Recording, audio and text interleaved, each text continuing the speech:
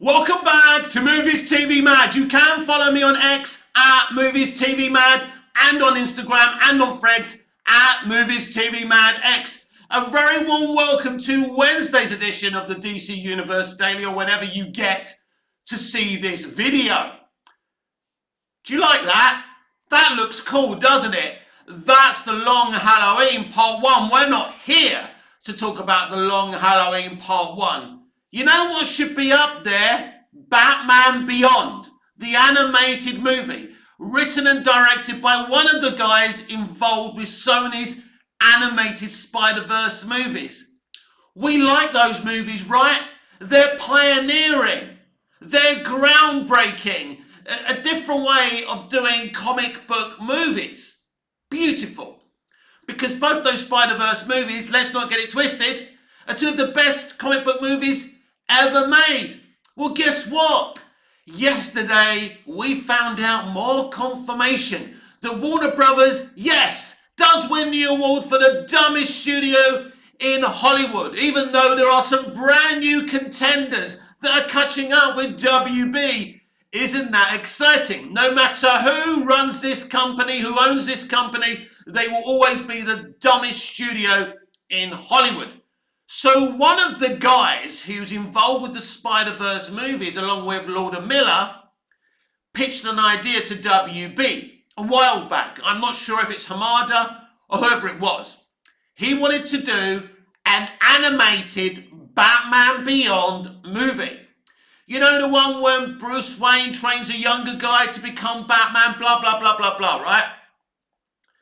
Anyway, they thanked the guy for his enthusiasm and said there's no way we're ever going to greenlight that. Wow!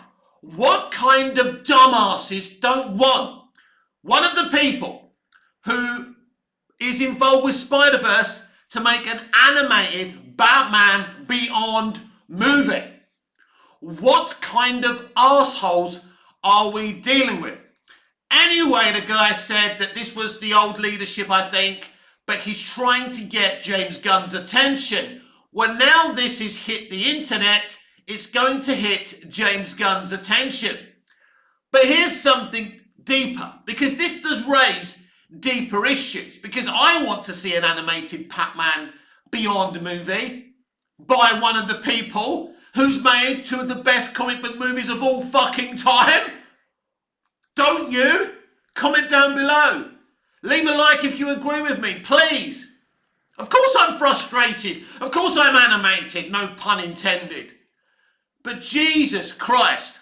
So why didn't Warner Brothers want to green light a written and directed, Batman Beyond animated movie by one of the geniuses that's given us two of the best CBMs ever made?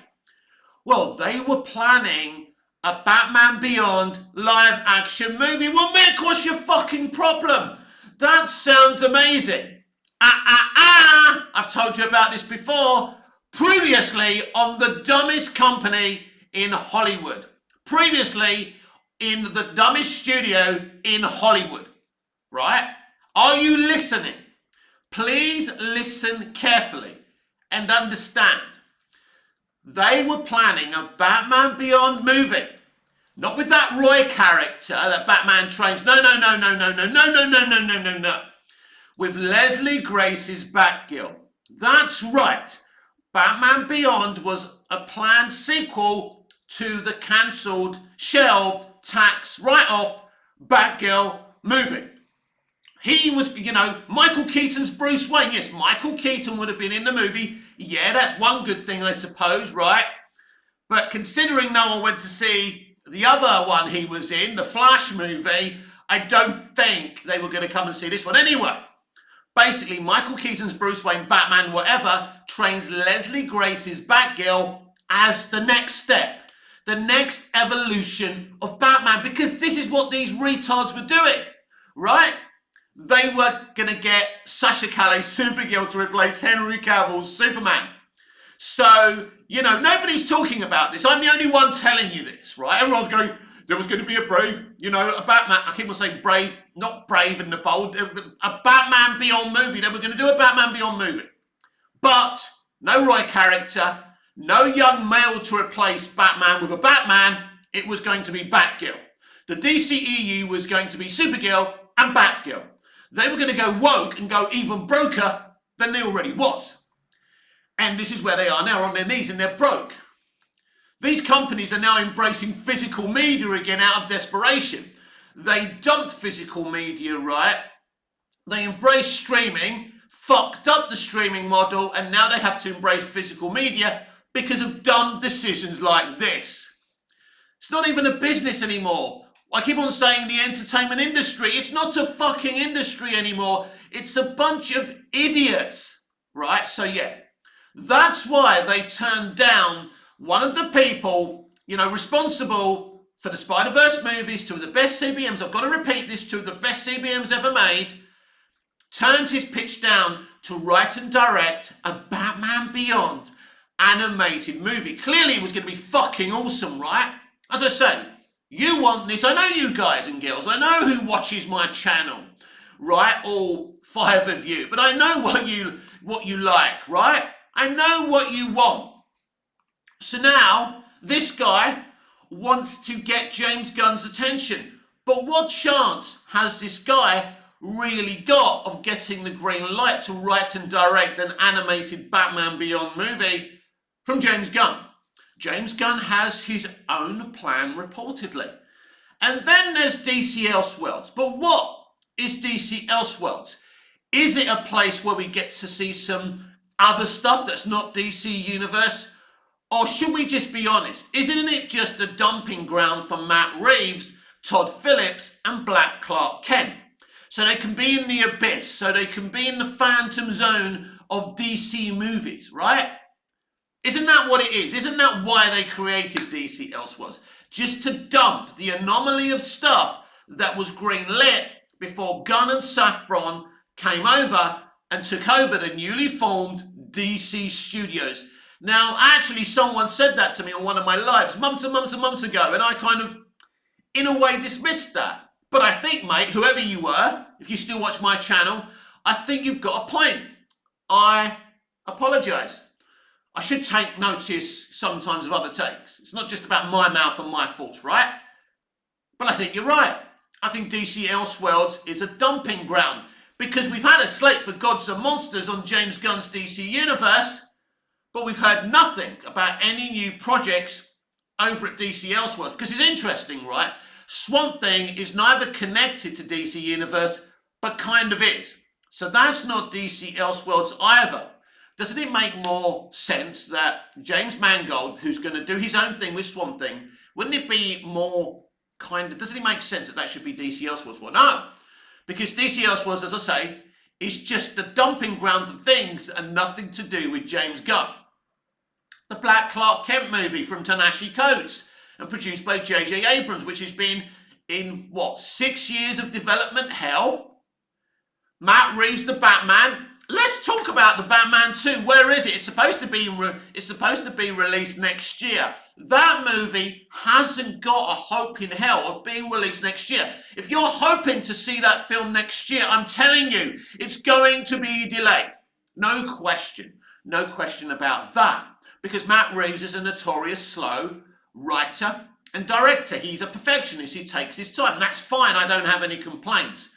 But I can't see, and I've said this before, I can't see the Batman 2 being released in 2025, which basically leaves us with Superman Legacy, which is more than enough. Hopefully it's a great movie, but who knows? Interestingly enough, former DC actor Stephen Amell, who is not shy in coming forward and got himself in a bit of trouble speaking his mind last year, because you're not allowed to speak your mind. So he's upset that James Gunn shills. By the way, you know I like James Gunn as a writer-director. I'm excited about Superman Legacy, but I don't like the shills. I don't like the James Gunn haters, and I don't like the shills. These are opposing sides. They're fucking annoying. They tarnish the rest of us who are in the middle and are waiting to see what we get, right? I love the Snyderverse. I do. But I still want to embrace what James is doing and give it at least a chance, right? Anyway. So Stephen Amell was asked about James Gunn's DC Universe, and he gave a shocking but factual answer. Less talk, more content. I just want to see the content, he said. In other words, I think he's sick to death of James Gunn talking about what he's going to do, and he just wants him to do it. Here's the thing. I've spoken about James Gunn and the amount of presence he has on the internet. Sometimes he over-teases. He was doing this in the early days of DCU. And sometimes he was getting himself in trouble, putting up pictures of comic book, graphic novels, and then saying, well, my films have nothing to do with these graphic novels. They just kind of influence, blah, blah, blah. And now he's answering a lot of questions from fans. I don't think there's anything wrong with that, and fans are enjoying that. But I think that Amell has got a point. Just do your job. And soon, next month, he's going to start shooting Legacy. He's not going to have the time to talk as much. But I've seen what happens when he makes stuff. He also seems to have time to talk to fans. That's James Gunn. As I said, I don't think there's anything wrong with that, but there is a point there. Don't talk about it, just do it. So, yeah, that was brilliant bomb from Stephen Amell, and that tickled me.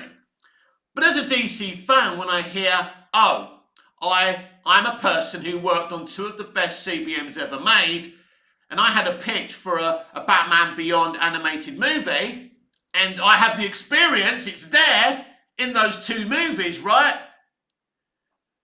But they turned my pitch down. So that was the previous regime, or maybe the regime before that. Who the fuck knows? I'm not sure.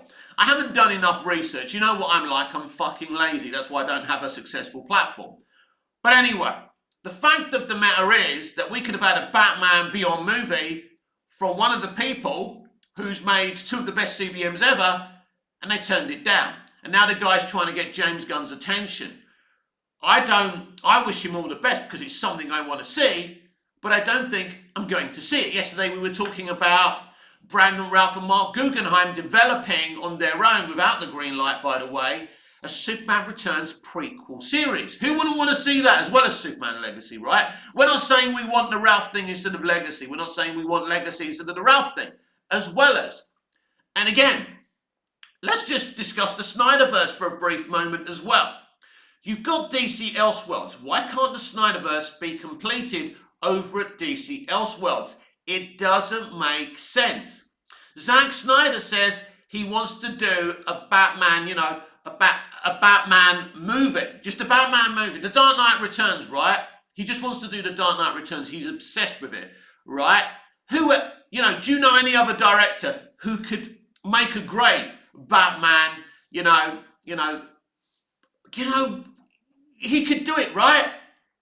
He could do it. The Dark Knight Returns, come on. We've seen that he can do Batman, right? We know that. So he could do a great DC Elseworlds of that graphic novel. But they hate him, so they're not going to let him do it. So what is DC Elseworlds apart from this dumping ground? Well, it's nothing. It is nothing. It's just a dumping ground. Because there is an opportunity here with what Gunn and Safran are supposedly planning. Because there's a part of me who thinks it's just fresh air. Clearly, there's a Superman Legacy movie that's going to go into production. They've cast it. It's going to happen. But I've told you before, not much else is going to happen. Now, it's interesting. We don't know any details about Supergirl Woman of Tomorrow. I don't think that Millie Alcock was cast because that film is going to be fast-tracked, by the way. It will be fast-tracked if Superman Legacy is successful.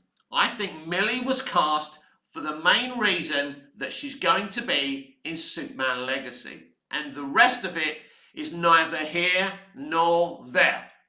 Now, he has got a writer for Supergirl Woman of Tomorrow. There's a writer there. So there are things slightly in place, but he doesn't have a director, although he did hint that he secretly has got a director for Supergirl Woman of Tomorrow. So there's stuff going on there, but, there's no release dates for anything, right?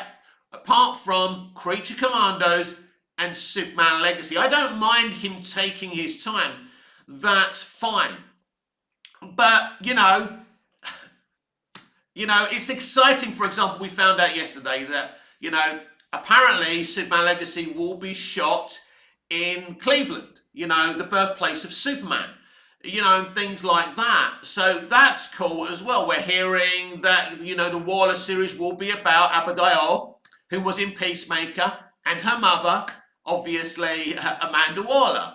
That doesn't really excite me that much, but hopefully it's a really good project, although some of the names on that project do concern me. But it's not something I'm sitting here going, oh my God, I can't wait. When I think I could have had Ben Affleck's The Batman, I could have had Justice League 2, I could have had Justice League 3, I could have had Man of Steel 2, I could have had Black Adam versus Cavill's Superman. All over it. All over at DC Elseworlds, and Gunn could have done whatever he wanted on this site. Don't be afraid. Don't have other creators as your competitors. Here lies the problem, because we know they don't like Zack Snyder. That's never going to happen. But they may be desperate enough to sell Snyderverse to Netflix because they bloody need the money. Because we're seeing that their share prices are crashing every day. So that is a possibility. The odds are long on it. I'm not saying it's definitely going to happen, but they could be desperate enough to do things like that. Oh dear, everyone. Entertainment is in a lot of trouble. They ran their own studios into the ground so they could be politically correct and woke, like the decisions to do a bait and switch on Batman Beyond in a live action movie with Batgirl instead of the Roy character. This is what they do. Sasha Calle's Supergirl instead of Henry Cavill's Superman. Who do you think's going to make more money in theatres? Them or the main men? I've spoken about the natural order of things before, and some of you lot don't like it, but it's facts. Nobody's saying the most talented women, the most talented minorities shouldn't be able to do their thing in entertainment. That's great. But what's happening today? We're saying we have to tick every box, that we must have a black one, an Asian one, a Latinx one. And what they do is they just pick someone who has moderate ability, just so they can tick the boxes. That's what's gone wrong with entertainment. But there's a deeper issue here, the issue I started talking about, and the reason I wanted to do this video today is because a Batman Beyond animated movie written and directed by one of the people who did Spider-Verse, is a great opportunity. And they didn't take that opportunity because they wanted to make their woke live-action Batman Beyond movie. But here's the thing. Who says you couldn't have a live-action movie and an animated movie? Are you against that? Is there a problem with that? It's crazy, everyone. Forget the fact that they ignored the opportunity to bring in Bruce Timm into DC Studios, the most successful person to touch a DC franchise ever, right? You give credit to Berlanti for doing Arrowverse and Guggenheim and Jeff Johns. Arrowverse was very successful. You give credit to Gotham Miller for Smallville, which was the pioneer of Superman and DC TV. Fact, right? You give credit to Dick Donner, of course you do. But Bruce Timm, in terms of a DC franchise, nobody else has been as successful. I mean, I can reel you off. This is one of them, right? This is one of them. One of many features. Let alone, we spoke about Bruce Timm a couple of weeks ago. Why isn't he involved in DC Studios? Can you give me an answer? Right, let me ask you another question, right? This is an interesting question, if you like. I'm enjoying this, talking to fellow fans out there, because these are the kind of discussions when I'm, clubbing it down in Iron Apple and I'm surrounded by DC fans and we talk about my videos and my content and DC. We have these little debates. I don't have an agenda against James Gunn. I want to be clear here. That's very important. I do prefer what Snyder did with DC and the way he makes movies to James Gunn. There's no question about that. I'm not going to lie about that, but I don't have an agenda. I'm embracing what he's doing. I'm hyped for what he's doing, and hopefully it's very good. But who would you have preferred to run DC Studios, the creative arm side? James Gunn or Bruce Timm, who has a CV in making great DC TV? Doesn't matter if it's animated. Same shit, right? Doesn't matter. Animated and live action, they shouldn't be segregated. It's still storytelling. Who would you rather? Bruce Timm, who has a CV, has the experience of making great DC, the most successful DC franchise ever, or James Gunn? You've got a choice. I'm giving you the choice. Comment down below, please. Let me know. Who would you rather be running DC Studios? Bruce Timm or James Gunn?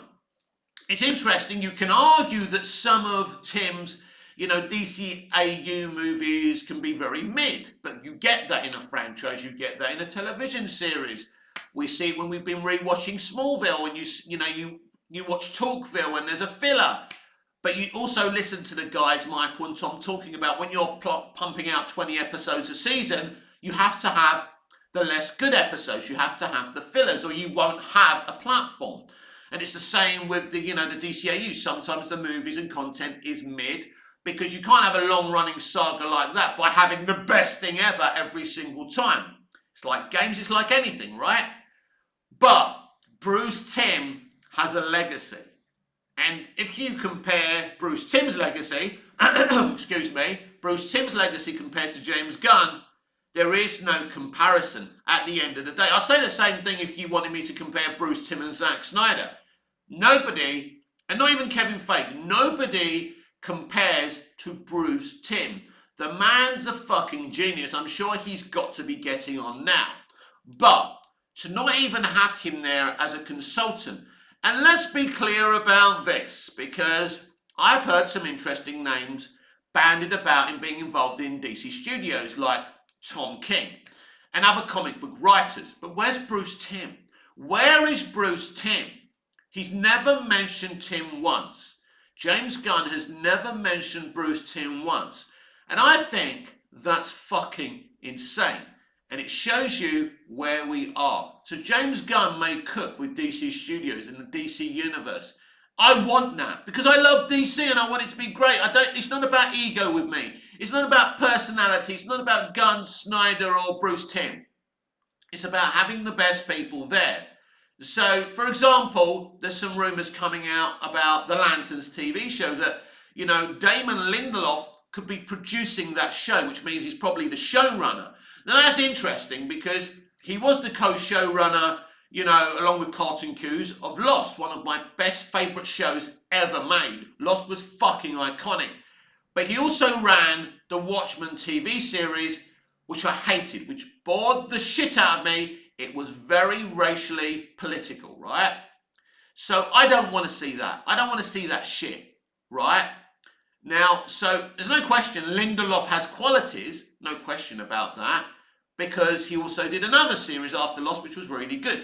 He's a talented guy, but when you talk about DC, we talk about Watchmen and the Watchmen series, which I didn't like. So that'd be interesting. So what I'm saying is to you, the names that Gunn's bringing in, some very good. The castings he's bringing in for Legacy and Supergirl and all of that are interesting, right? Are good, solid names. I don't think there's very famous people involved in this, universe so far.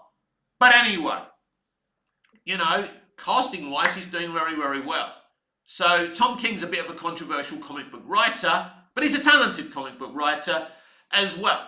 But it is interesting, we haven't heard the name, Bruce Timm associated with DC Studios. I think that's really dumb. I think it would be like, the name Stan Lee not being associated with Marvel. Yes, because I do think Bruce Timm is that prolific when it comes to DC. I do. Now, he's not. Look, listen, he isn't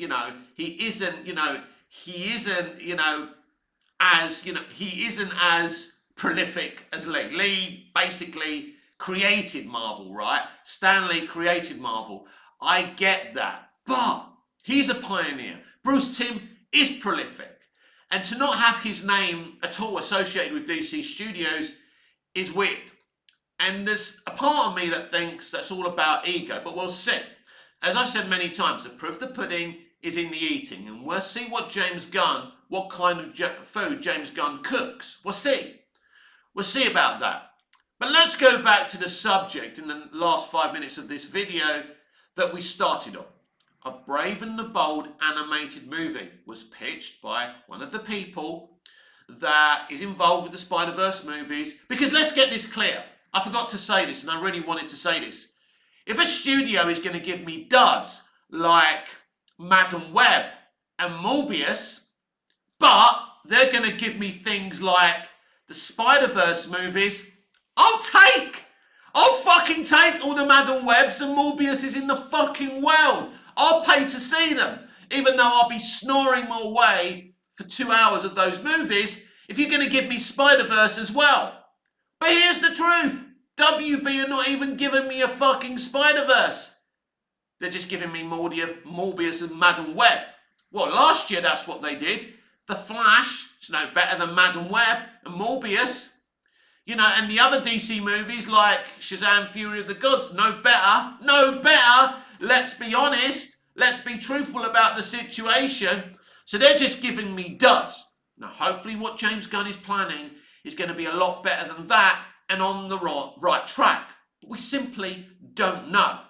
And James Gunn has a lot to live up to because he's writing and directing a Superman film. And Man of Steel is a much lauded film by a lot of people. Like the co-creator of fucking Deadpool. He's always talking about Man of Steel. Forgot his name.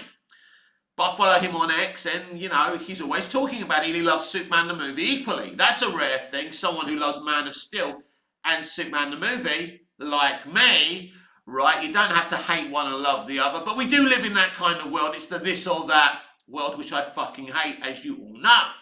So, yeah, they had an opportunity. Should we assume it was the Walter Hamada regime that turned down, the Batman Beyond animated movie? I think we can say that because they were planning this live action piece of shit with Michael Keaton and Leslie Grace, right? Instead of adapting faithfully the actual Batman Beyond story. Because we would have all gobbled that up and been excited. Because we know today's entertainment hates us, hates straight males, hates us, doesn't want to give us shit, right? The reason these female-centric superhero movies keep on failing, because we found out in a Hollywood Reporter article yesterday that only around 40 to 45% of women go and watch CBMs, and 75% of men, right, watch CBMs. But they're not making CBMs for us anymore. Because we've had our way for too long, apparently. They don't want to make money anymore. They don't want to be successful anymore. They want to be diverse. They want to be woke. They're going to go broke. They're already going broke. We see it, and they don't want to admit it. Nut jobs like Scott Mendelson, the one that Zack Snyder exposed a few years ago about Justice League, is back trying to defend Madam Web. And the wrong messages, if we're saying it's because, people don't want to see female superheroes, it's the wrong message. I grew up on a movie called Supergirl, which was a flop that was reviled by critics and many, many people. But a lot of us still hold that movie close to our hearts. How many people in 20, 30, 40 years' time will be holding Madam Web or the Marvels or Captain Marvel close to their hearts, like a lot of us are with Supergirl? Because at the very least, that movie had charm. We've taken charm out of movies. We are now making soulless movies and television. There was an interesting stat that came out yesterday that most of the content being viewed on streaming is around 20, 30, maybe even 40 years old, right? Things like 24, Smallville, Friends, something I'm watching on a loop since Matt died, I can't let go, right? It's part of my morning process. Friends was iconic, but we get Gen Z telling us that Friends was problematic because it was fat shaming and it was this, it was that. They were only joking. As Ricky Gervais says, they're just fucking jokes. By the way, I've got plenty of ideas to bring back Friends, lots of fun ideas. But maybe Friends shouldn't come back because they would fuck it up like they fuck everything up, right? Whoa. I've been pretty angry today, pretty animated. Of course I am. I'm a DC fan, I'm a movie fan. I want to see great stuff. I want to see stuff like this. I want to see a Batman Beyond animated movie by one of the pioneers that's given us the Spider-Verse movies. So, James Gunn, I ask you the question. Do you want, not just what I want, what we all want? Are you a DC fan? Or are you just someone who is part of this group that hated Zack Snyder, that say you're going to do this and do that, that you want to fix DC, but it's all talk. Does Stephen Amell have a point? Because Stephen Amell said what he said for a reason. Less talk, more content. That's what we want, but it does depend on the content. Are you part of the group, James Gunn, that basically said there's no way you would greenlit? Not you, let's get clear, it was the previous regime, but are you like Walter Hamada, who said, or whoever it was, said to this guy, this pioneer, who's given us 2 outstanding CBMs, right? Animated CBMs, who brought a great idea of an animated Batman Beyond movie, and then he was told there's no chance in hell. But instead, you know, that leadership wanted to give us a bait and switch, woke Batman Beyond live action movie with Michael Keaton and Leslie Grace as Batgirl. What mentality are you, James Gunn? I guess only time will tell.